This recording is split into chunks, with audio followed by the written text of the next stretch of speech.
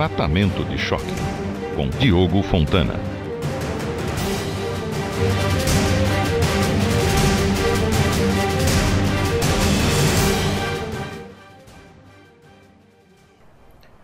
Boa noite, amigos da Rádio Vox. Está no ar mais um programa Tratamento de Choque. Hoje, infelizmente, nem o Paulo Martins nem o Frederico Junckert puderam comparecer. Então, eu vou fazer o programa sozinho, vou ter que improvisar. Como a gente não teve programa semana passada, em respeito aos nossos ouvintes, vamos ao ar só comigo mesmo, né? Espero não ser muito chato. No programa da semana retrasada, a gente falou dos planos do PT para o Brasil, numa série de três, no início de uma série de 3 programas. Hoje é o segundo programa sobre o assunto. Mas antes de começar, eu quero agradecer aos ouvintes pela audiência crescente. O programa passado, no caso da semana retrasada, teve mais de 2.300 audições do SoundCloud. A gente fica muito feliz de ver que o trabalho está começando a dar resultado. Mas ainda tem muito para fazer. É muito importante que os ouvintes continuem ajudando na divulgação. Então, curtam, comentem e compartilhem muito, por favor, isso é muito importante. Além disso, os áudios que estão disponíveis no canal da Rádio Vox do SoundCloud podem ser livremente compartilhados no YouTube. Então, quem quiser criar vídeos no YouTube com o nosso programa, ou até com apenas alguns trechos selecionados, sinta-se autorizado. Vamos compartilhar mais ainda, vamos aumentar a nossa presença na rede. A única condição é citar a fonte, ou seja, coloque em algum lugar um link para o site da Rádio Vox. Essa é a única condição. Então, galera, vamos criar canais no YouTube e vamos compartilhar o programa Tratamento de Choque.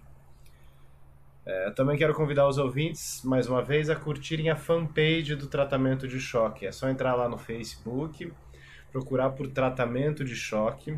É por lá que os ouvintes podem falar com a gente. Quem quiser mandar uma pergunta, uma crítica, uma sugestão, entra na nossa fanpage, é só mandar por inbox que a gente responde. E falando em inbox, o programa de hoje, como sou só eu, vai ser baseado numa pergunta, no caso, em 3 perguntas que um ouvinte nos mandou por inbox na fanpage do Tratamento de Choque. O ouvinte foi o Celso Azevedo.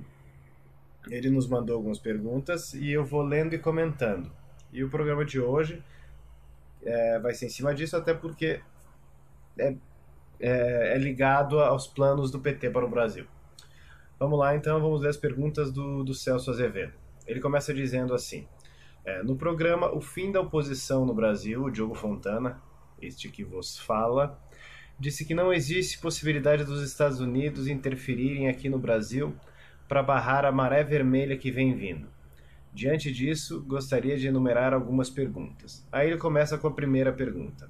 Ele diz: essa possibilidade da intervenção americana inexiste mesmo se o Partido Republicano vencer as próximas eleições?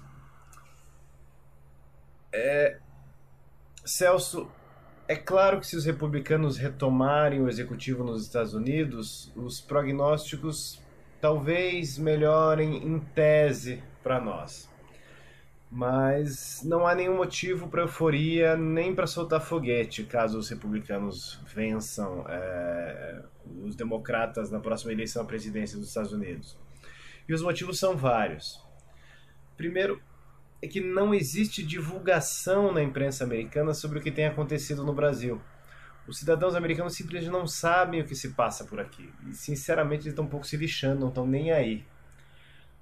Eles têm outras coisas para se preocupar. Tem Iraque, tem Síria, tem Irã, Afeganistão, a crise econômica, a dívida pública, o terrorismo. Então, eles estão simplesmente sintonizados em outra frequência. Os americanos não estão muito preocupados, o americano médio, então, menos ainda, com o que está se passando aqui na América Latina, em específico no Brasil. Não existe debate público intenso a respeito. Veja o caso do Irã. O Irã é uma questão no debate público americano há muitos anos mesmo.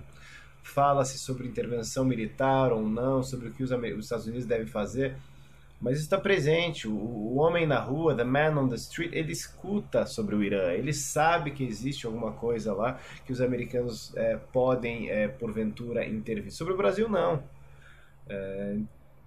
Então, está simplesmente fora do debate, fora do imaginário até.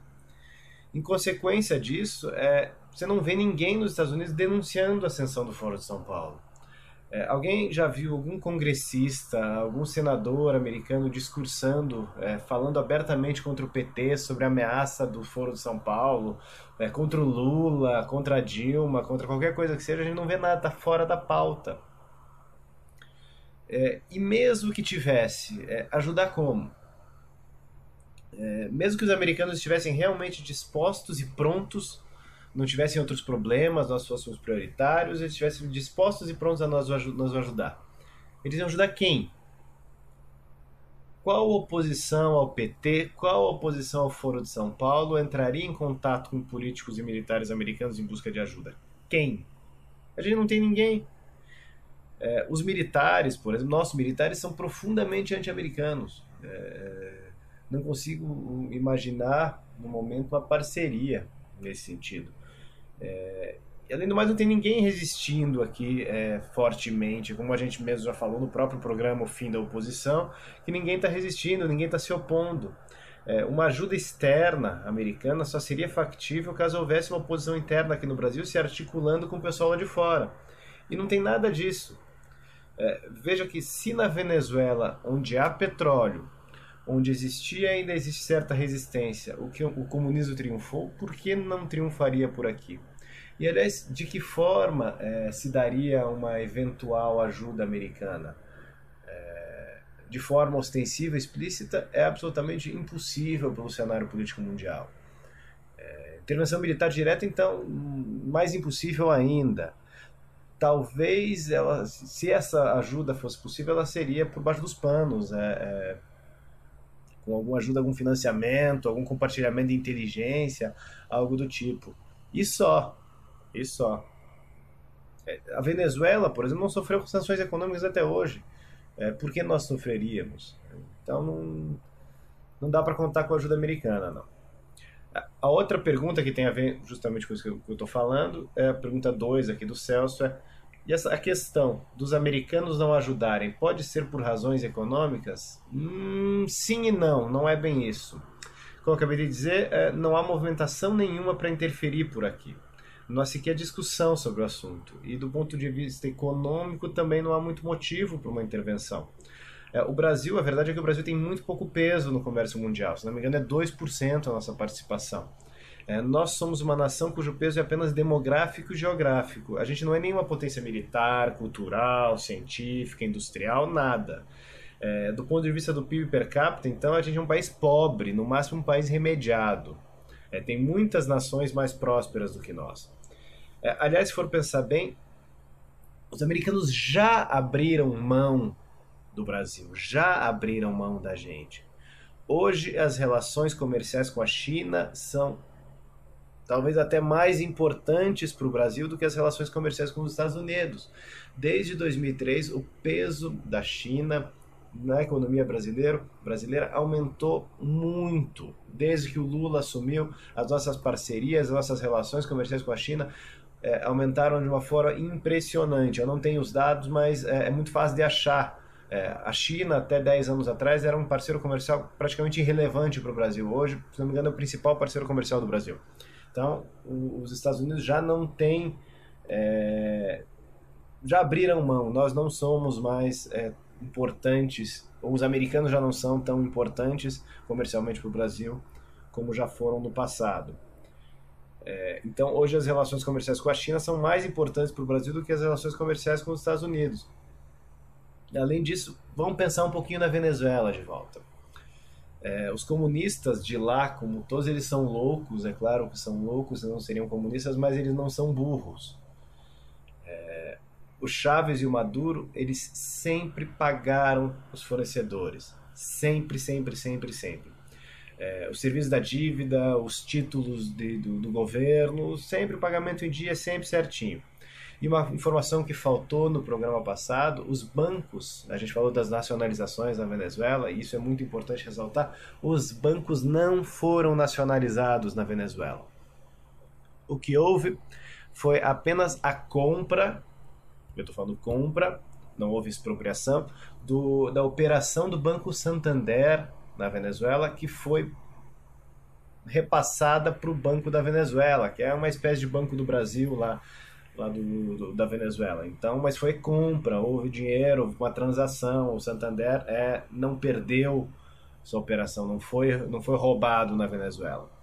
Já os outros bancos não, eles continuam funcionando direitinho lá, as empresas de outros setores todas praticamente nacionalizadas, mas os bancos intactos direitinho até agora. E não tem motivo para imaginar que os petistas vão fazer diferente por aqui. Eles podem começar a nacionalizar uma coisa aqui e ali, ou continuar estrangulando a iniciativa privada como eles vêm fazendo, mas eles não vão mexer nos bancos não, eles não são malucos nesse ponto, ou eles não são burros o suficiente para fazer isso.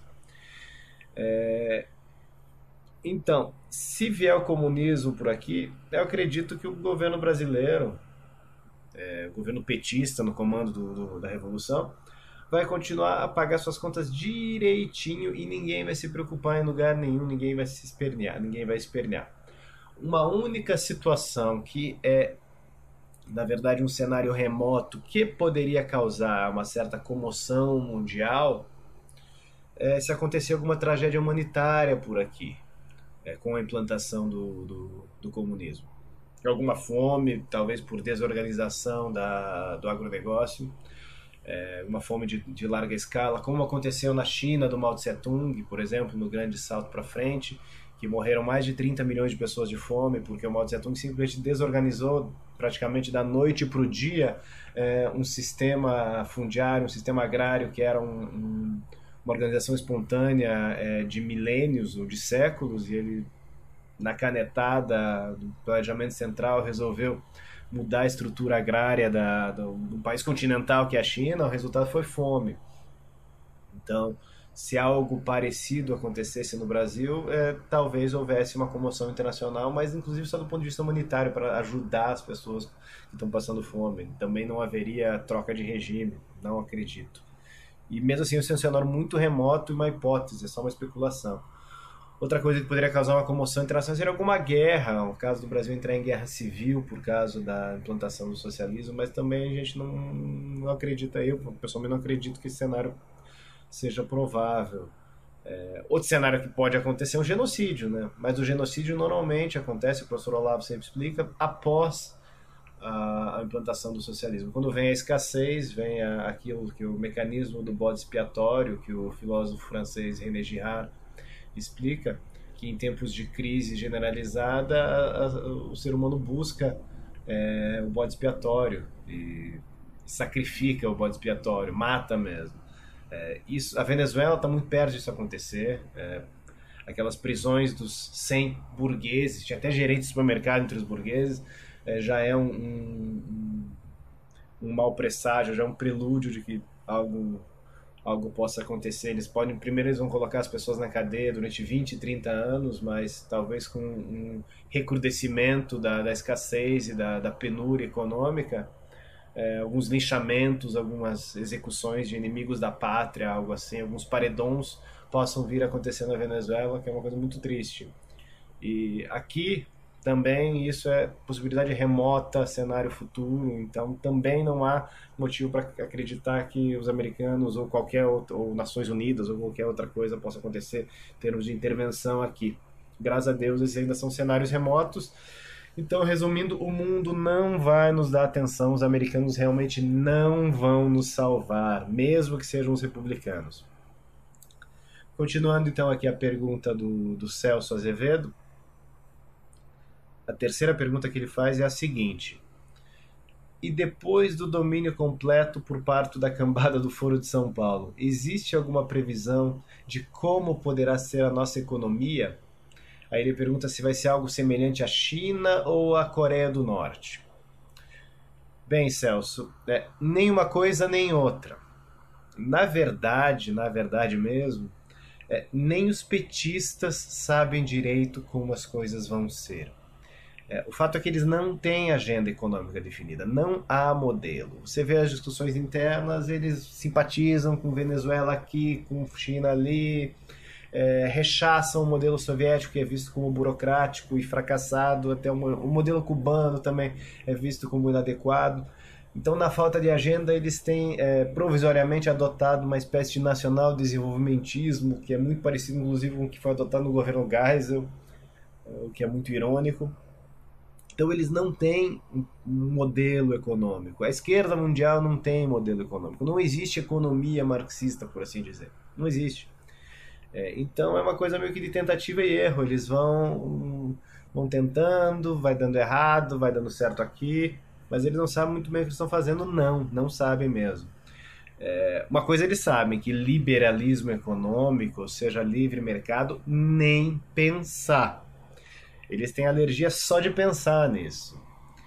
Já em relação ao modelo chinês, sim, existe simpatia, como eu já disse.